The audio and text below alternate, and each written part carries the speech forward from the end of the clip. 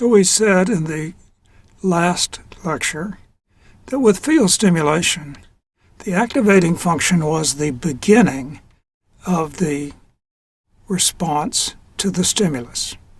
Let's see what happens thereafter. Well, where it goes is a convolution. And the convolution is a product, as you know, convolutions in general are a product, and then the effect of the product is over a distance, in this case, is summed. So if we look at the terms of this equation of our convolution, here we have the activating function called f. Here we have the tiger function, which is called g.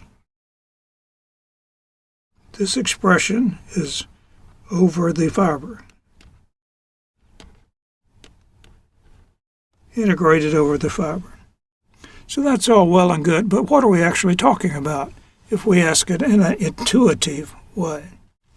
What we're talking about, if we look at our fiber, is we're saying what this fiber does is the following thing.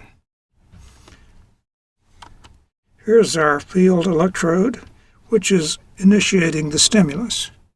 The activating function says this stimulus is creating currents through the membrane.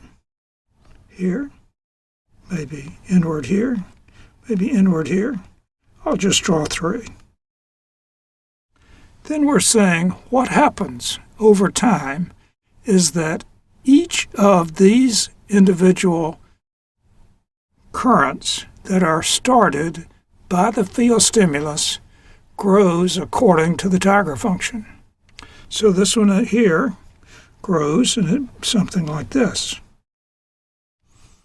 And the one over here, this negative one, it grows, but it's something like this. And likewise over here. And every other current initiated by the activating function grows according to the tiger function.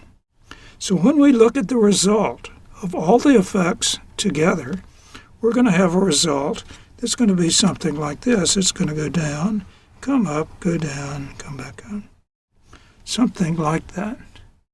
Each different point on the fiber stimulated according to the activating function and then responding according to the tiger function. That's absolutely amazing.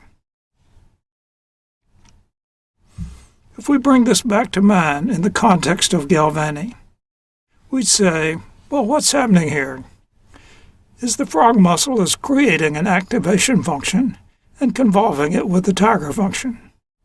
Well, of course, I put the smiley there because I don't think that the frog nerve is doing any computation at all. Rather, what's happening is that there is a physical and physiological process that's being executed here by Galvani with this frog leg, and we are describing it in our own mathematical world with the activation function and convolving it with the tiger function. But the mathematics is very useful to us because once we have done that, the correspondence between the mathematics and the actual events is very close. Ah, what a beautiful result. And these are beautiful flowers. Thank you for watching.